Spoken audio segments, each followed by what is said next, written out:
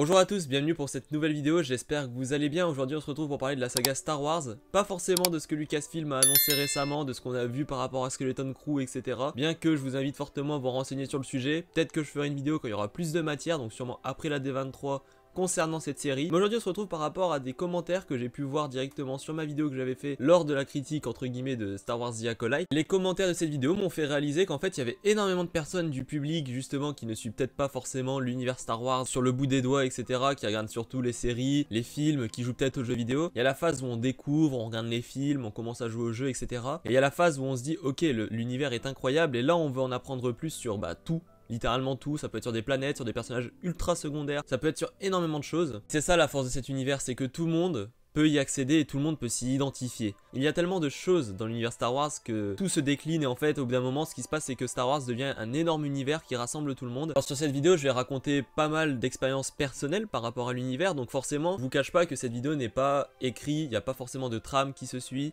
C'est avant tout une vidéo comme j'ai dit pour faire en sorte que les personnes qui découvrent l'univers sachent comment le découvrir, ou que les personnes qui le connaissent déjà et qui veulent approfondir puissent justement peut-être à travers mes conseils ou quoi que ce soit améliorer leur connaissance de l'univers.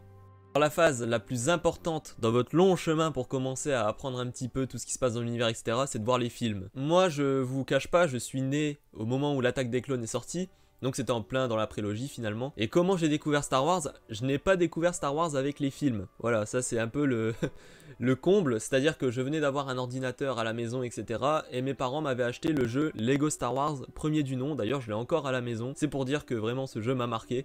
Et ce jeu m'a provoqué finalement un coup de foudre avec la licence. Et je me souviens que le premier film Star Wars que j'ai vu officiellement chez moi, c'est bel et bien Star Wars 4. Sauf qu'après vous vous dites peut-être que j'ai fait 4, 5, 6. Non. En fait j'ai fait Star Wars 4 et ensuite je suis arrivé sur Star Wars 1. Il n'y a eu aucune logique. Et il y a une possibilité, parce qu'honnêtement ça j'ai des souvenirs très vagues. C'est plus mes parents qui me racontent souvent la chose. Il y a possibilité que Star Wars 3 soit le premier film que j'ai vu au cinéma. De mon côté c'est hyper flou. Mes parents ça l'est assez aussi, donc c'est potentiellement, voilà, c'est... Il y a un potentiel. Donc moi avec le recul je dirais, parce que j'ai vu effectivement maintenant les films Star Wars des centaines de fois, et encore je pense que je suis très modeste sur le chiffre pour le coup, mais ce que je dirais c'est qu'il faut commencer par le 4, 5, 6 si vous ne connaissez pas du tout l'univers. Il faut regarder le 4, 5, 6 et ensuite le 1, 2, 3. Pour moi c'est mieux, parce que le 4, 5, 6 sont déjà plus digestes. En fait le premier, je parle de Star Wars épisode 1, est un film très politisé en fait. Et je sais que beaucoup de personnes ont un peu de mal avec ce genre de choses dans certains films. Donc effectivement, si déjà vous avez déjà du mal avec des films avec un peu de politique dedans, si vous arrivez dans une politique qui est en plus une politique fictive, vaut mieux commencer par le 4, 5, 6. Et en plus de ça, vous vous réservez un des plus grands cliffhangers de l'histoire du cinéma. Du coup ensuite, qu'est-ce qui s'est passé pour moi? J'ai vécu dans une période où Star Wars au cinéma ne sortait plus de films. A l'époque, George Lucas avait complètement conclu sa saga. Le 1, 2, 3, 4, 5, 6, c'était Star Wars, point. Sauf que, c'est que déjà il y avait énormément de jeux qui sortaient pendant ce temps-là. Star Wars Battlefront 2, j'y ai joué. J'ai eu les pouvoirs de la force. Enfin, il y a eu des gros jeux. Franchement, il y a eu des gros jeux. Et il y a surtout eu Star Wars The Clone Wars. Et cette série a complètement changé ma vision des choses. Et je me souviens, parce que ça se diffusait sur Cartoon Network. Et quand je regardais justement cette série, les épisodes n'étaient jamais dans l'ordre. C'était une grande période de mon enfance. Et en plus de ça, vous imaginez bien, on est en 2008. Star Wars Battlefront 2, comme je le disais, était un des jeux auxquels je jouais le plus. Donc on est en plus dans une série sur la guerre des clones. Enfin franchement tout se rejoignait. Tout était fait à ce moment là pour que réellement je plonge à jamais dans cet univers. Et je me souviens encore, parce qu'en fait il y avait eu aussi la série Star Wars Clone Wars 2003. Je l'avais clairement, j'avais pas connaissance de l'existence de celle-ci. Et en fait c'est un jour je suis allé chez un ami et je lui avais dit parce qu'en fait il pouvait craquer en gros les saisons, etc. Il y avait déjà un peu cette mode de graver les CD, tout ce genre de choses. Et il m'avait dit j'ai gravé The Clone Wars. Et moi quand j'y étais allé forcément comme un dingue, on était là devant la télé. Et puis là je vois que c'est pas du tout la série qui passe à Cartoon Network quoi, c'est une série en 2D, etc. Et encore une fois c'était incroyable de la voir, mais sur le coup je me souviens j'étais un peu sur le cul. Mais en fait c'est ça aussi Star Wars, c'est aussi l'accompagnement dans l'enfance. Plus vous êtes jeune, plus vous découvrez cette saga et plus vous vous y intéresserez tôt, plus lorsque vous serez adulte vous aurez des bons souvenirs avec cette saga et du coup tout le temps l'envie de continuer. Souvent je vois des gens qui disent oui moi j'ai arrêté Star Wars depuis le rachat de Disney, par exemple The Acolyte pour moi c'était la goutte de trop, j'arrête la saga. Pour moi ce ne serait pas possible, parce que demain même si, honnêtement quand il y a eu la postlogie moi j'ai craqué. Star Wars 7 j'ai pas du tout aimé, le 8 j'étais en furie et le 9 je crois que j'étais aux portes de la mort. Et j'étais dégoûté mais jamais j'ai arrêté Star Wars. Parce que justement l'univers est tellement vaste comme j'ai dit que même quand il y a des choses qu'on n'aime pas, on peut toujours se rabattre sur d'autres choses. Et justement, je parle de la postlogie et c'est là qu'intervient le rachat de Disney. Beaucoup de personnes, malheureusement, ne veulent se concentrer que sur l'univers canon. Moi je vous invite à vous intéresser à ce qui a été fait avant le rachat de Disney, même si maintenant ça a été catégorisé comme étant Legends, c'est-à-dire plus dans l'univers officiel, il y a toujours des bonnes histoires. Il y a toujours des histoires qui valent le coup d'être lues, d'être jouées aussi. Je pense au jeu KOTOR bien évidemment. Alors ces jeux-là, j'y ai joué quand j'étais petit mais j'y comprenais rien, donc honnêtement, j'ai pas été très loin quand j'étais très jeune. Par contre, plus tard, j'ai pu y rejouer. Et c'était il y a pas si longtemps que ça, c'était un peu avant le confinement. J'y ai rejoué, je les ai farmés tous les deux, littéralement. Là, actuellement, sur mon Steam, je crois que j'ai plus de 120 heures sur les deux jeux. Enfin, c'est un truc de fou. En sachant que le jeu, de base, n'en fait pas autant. C'est parce que je l'ai refait plusieurs fois avec des choix différents, etc. Mais vraiment, ne vous privez pas parce que vous voyez un bandeau Legends ou parce que vous vous dites que oui, ça ne suit plus dans la temporalité de Disney. Star Wars, c'est avant tout un grand univers vaste, comme j'ai dit. Et même ce qui n'est plus officiel n'est pas forcément mauvais et vaut le coup d'être vécu. Star Wars Knights of the Old Republic, pour moi, c'est une expérience de jeu. Maintenant, certes, les graphismes ont peut-être vieilli, le gameplay aussi. Mais je vous invite, il y a quelques centimes sur G2A ou même Instant Gaming, je vous invite à le prendre si vous le pouvez, à faire votre expérience dessus. Peut-être qu'au début vous allez vous dire comme j'ai dit, le gameplay est fatigué, etc. Mais vous allez voir tout le lore qui est dedans, et toute la connaissance, toute l'implication, la profondeur des personnages, enfin c'est un truc de zinzin. Ça se vaut aussi pour l'univers littéraire. Je veux dire, moi j'ai du mal à titre personnel avec les romans. Les romans c'est vraiment tout quelque chose qui, peu importe l'univers, j'ai du mal. Mais pour certains romans, et c'est très rare, j'ai réussi à m'impliquer dedans, et je pense notamment au roman écrit par Timothy Zahn, avec l'amiral Thrawn, ce qui était en fait l'ancienne postlogie. Et si comme moi vous avez du mal avec les romans, il y a eu une réédition, que j'ai aussi en ma possession, de ces romans-là, mais dans une version comics.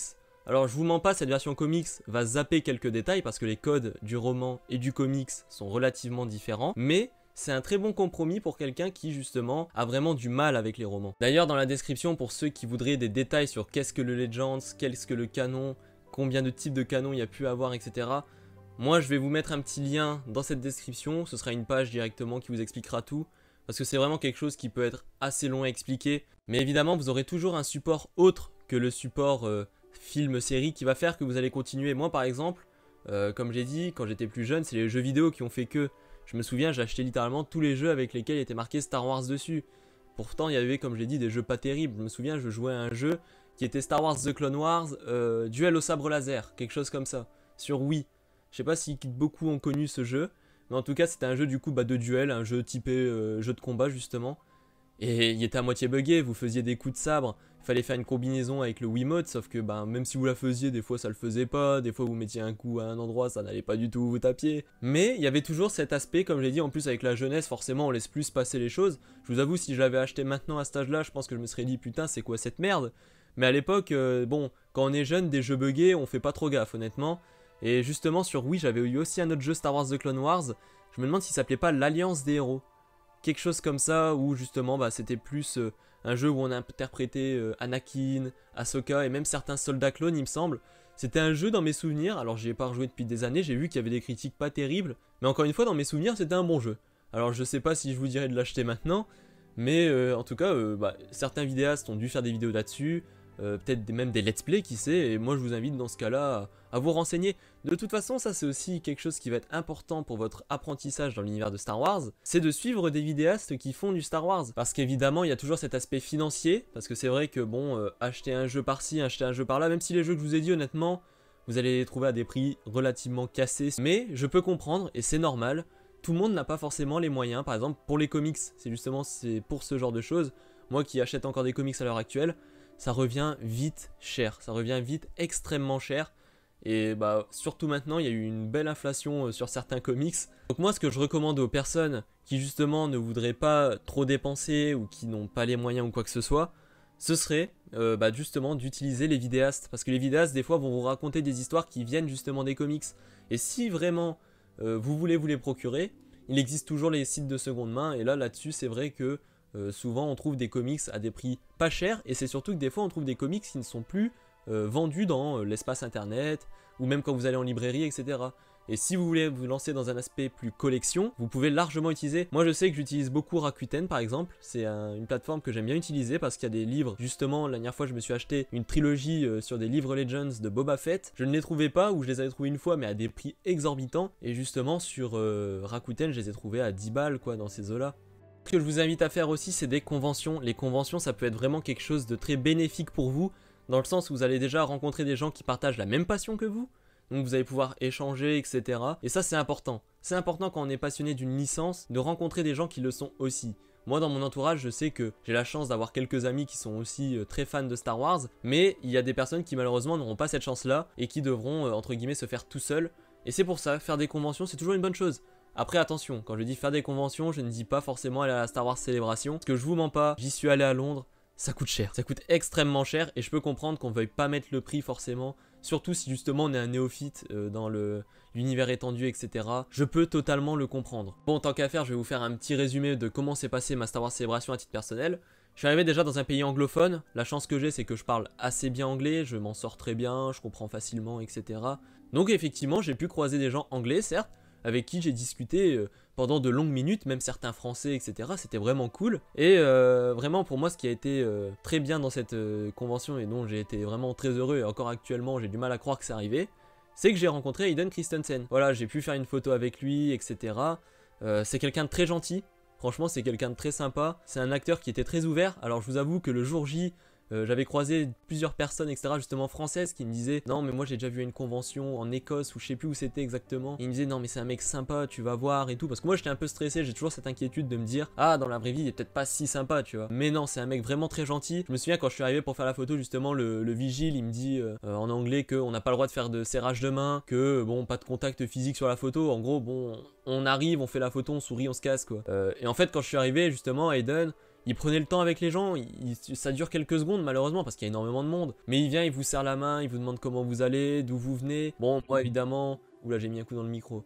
Moi dans l'émotion je lui dis oh, bah, c'est une légende quoi, pour moi ça a été, il a bercé mon enfance, voilà quoi. Puis voilà, c'était quelqu'un de très gentil, franchement quelqu'un de très sympa. Mais outre le fait d'avoir rencontré Hayden, bien évidemment j'ai rencontré aussi des gens avec qui j'ai pas forcément gardé le contact. Mais le temps d'une journée, vous croisez des gens avec qui vous êtes sur la même longueur d'onde. Et ce qui était bien à cette convention, c'est qu'il y avait des fans de tout le monde. Il y a des fans qui étaient pour la postlogie, d'autres qui étaient pour la trilogie originale, d'autres qui étaient pour l'univers Legend, enfin vraiment il y a tout le monde. Et c'est surtout que personne ne se juge. Parce que maintenant dans les réseaux sociaux vous allez dire que vous aimez une telle chose, vous aimez Star Wars 9, personnellement je l'aime pas, mais vous allez dire ça sur les réseaux sociaux, ça va vous tomber dessus par exemple. Et ça ne devrait plus être comme ça malheureusement, mais il y a toujours cet aspect, la volonté de montrer qu'on est un meilleur fan que l'autre. Et ça c'est quand même assez dommage dans la communauté. Mais donc voilà, si je devais faire un résumé, les gars, si vous voulez commencer l'univers Star Wars, il n'y a jamais trop tard. Vous pouvez aller vers directement ce que vous aimez, directement ce que vous voulez comprendre, ce que vous voulez savoir. Et en fait utilisez votre curiosité, voilà, tout simplement.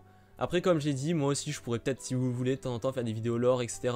Même si j'avoue ne pas être trop fan de ce format, je préfère me consacrer sur l'aspect technique, par exemple faire la critique de comme The Acolyte ou quoi que ce soit, donner un avis, plutôt que de faire des histoires lore, parce que j'estime qu'il y a des gens qui font bien mieux que moi, qui sont bien mieux calés que moi, et surtout faire des vidéos où je vais complètement lire une fiche ou quoi que ce soit, j'ai un peu encore du mal avec ça. Donc vraiment, si je vois que il y a de la demande, je le ferai, mais c'est pas forcément ce qui est prévu pour la suite. En tout cas, j'espère que le partage de mon histoire et mes différents conseils vont vous aider à rentrer justement dans l'univers Star Wars. Je vous invite dans les commentaires si vous avez des questions, peu importe, je pense avec le temps et l'expérience, j'ai emmagasiné pas mal de connaissances et de choses. Donc si vous avez des questions, peu importe lesquelles, je peux vous répondre en commentaire. Vous pouvez aussi aller me suivre sur Twitter, le lien est dans la description. Je vous invite à vous abonner et à liker cette vidéo. Je vous dis à la prochaine, ciao!